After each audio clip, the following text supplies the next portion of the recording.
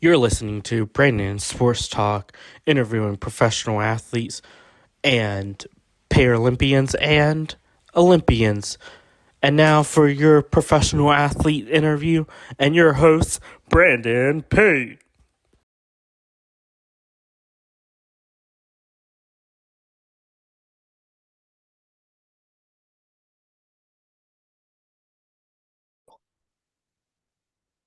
Welcome back to Brandon Sports Talk. In today's episode, I have the privilege of interviewing the Frisco Fighting indoor football kicker, Bryce Crawford. How are you doing today?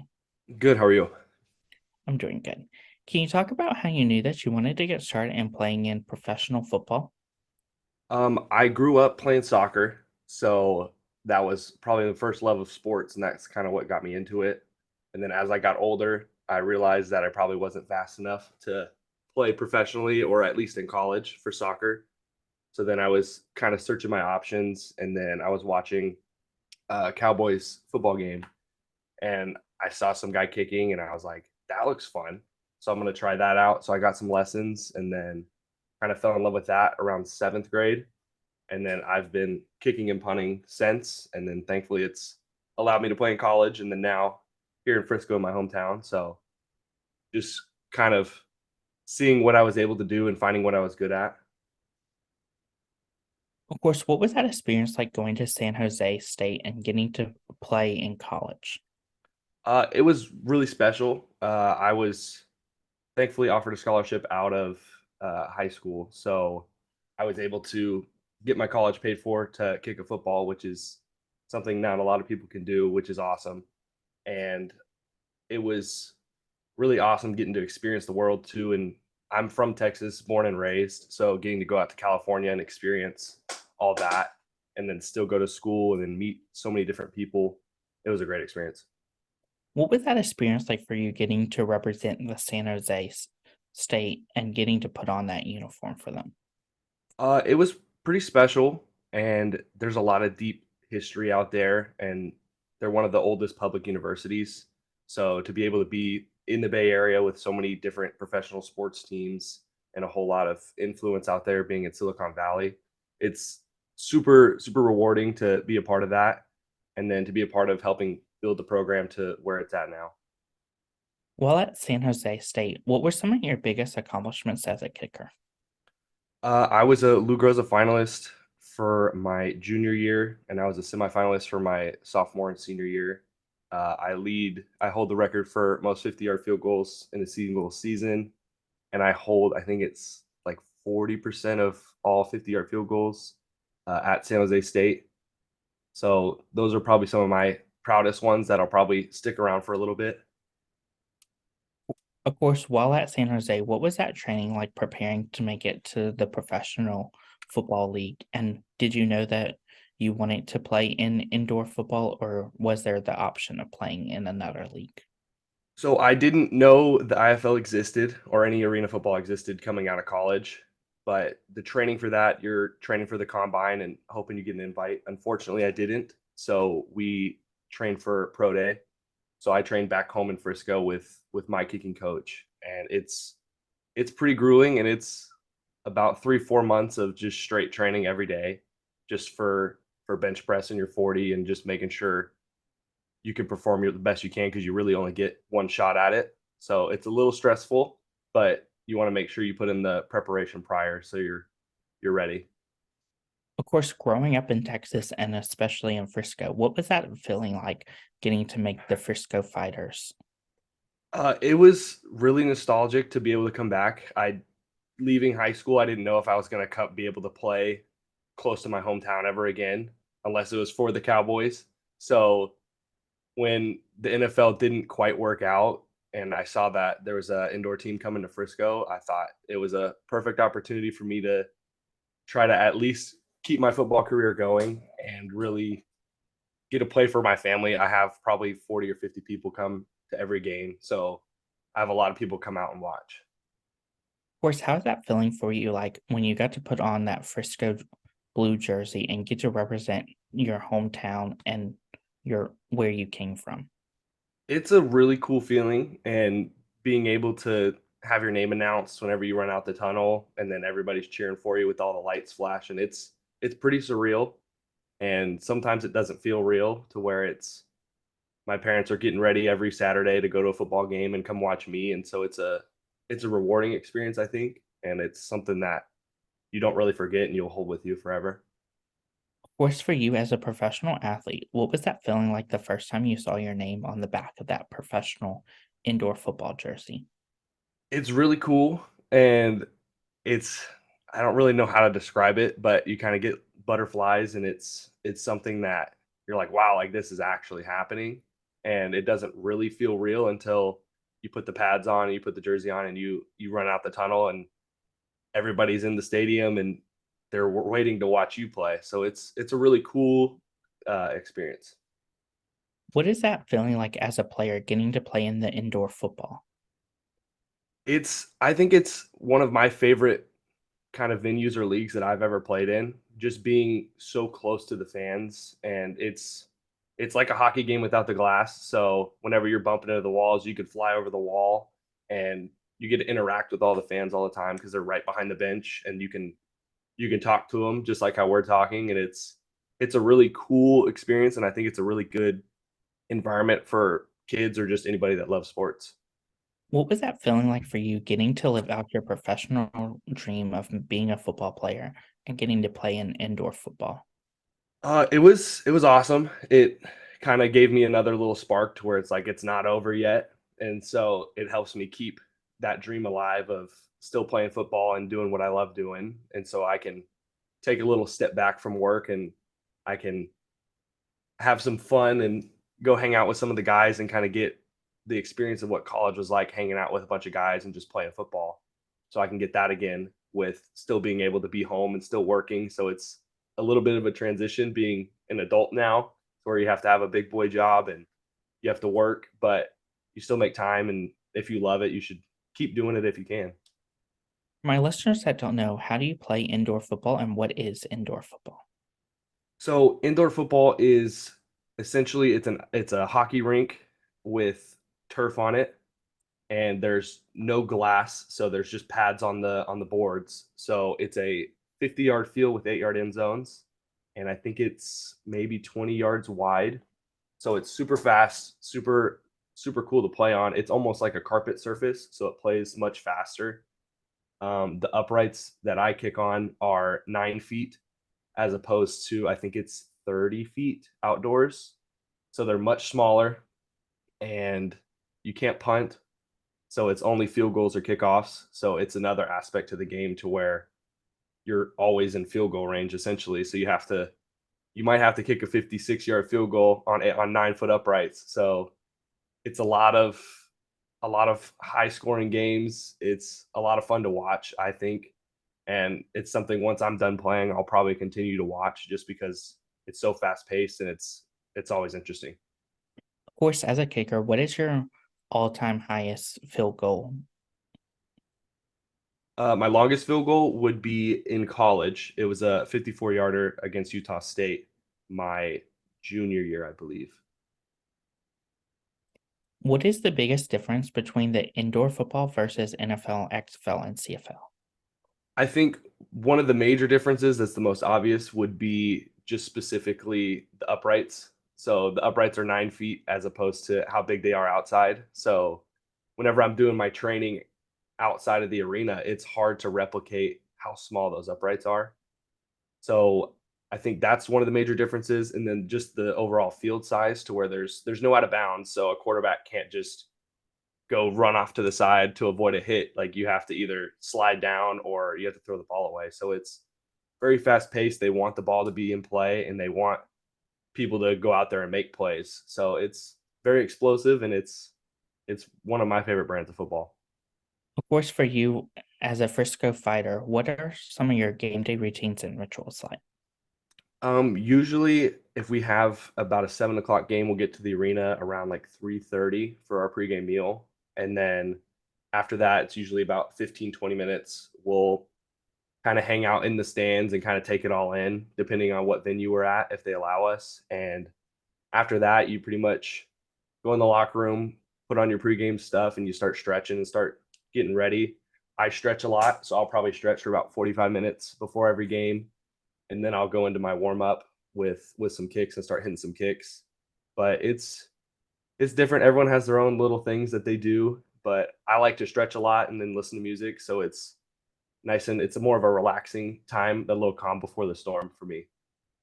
As a kicker for the Frisco Fighting, what are some of your favorite memories and moments so far? Probably playing in the season opener for Frisco, their very first game at home ever.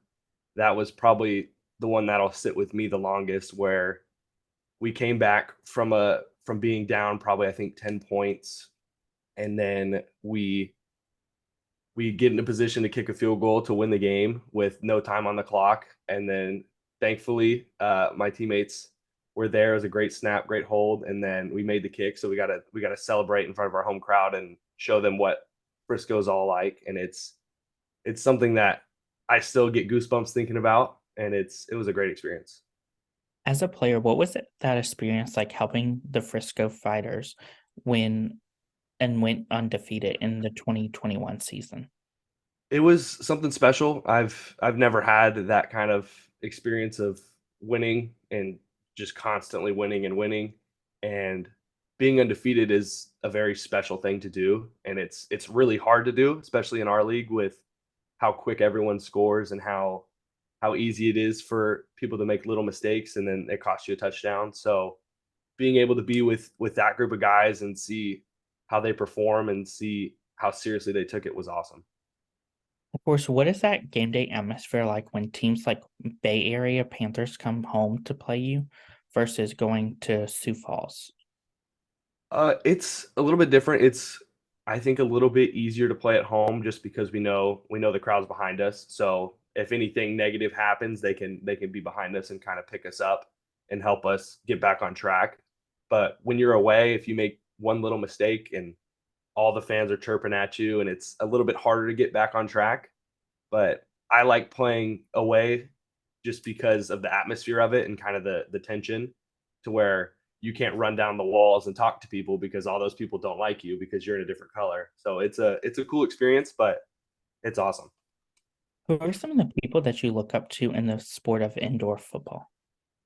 In the indoor football, I really honestly, our head coach now, Andre Coles, he's been a really big influence on me. He's really helped me kind of find myself in the IFL and kind of figure out what I want to do with this.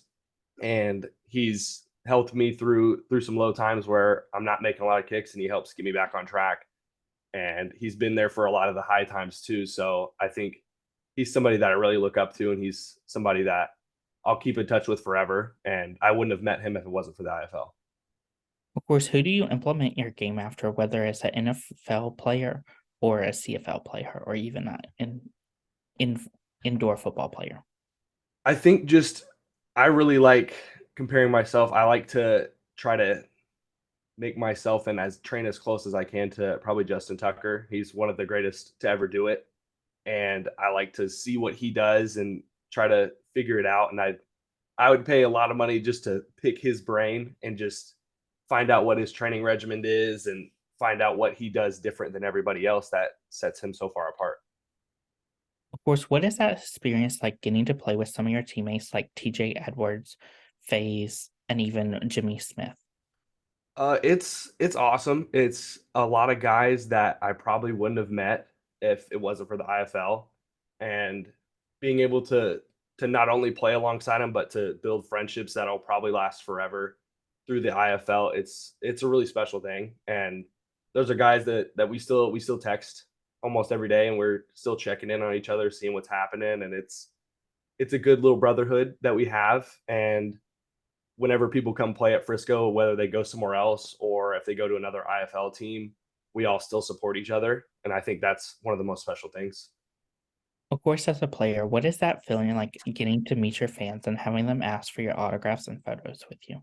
It's a little surreal because I don't think you realize it in the moment, but all these people are watching you and looking up to you, and even the kids, where they're so excited just to get to talk to you after the game, after seeing you play.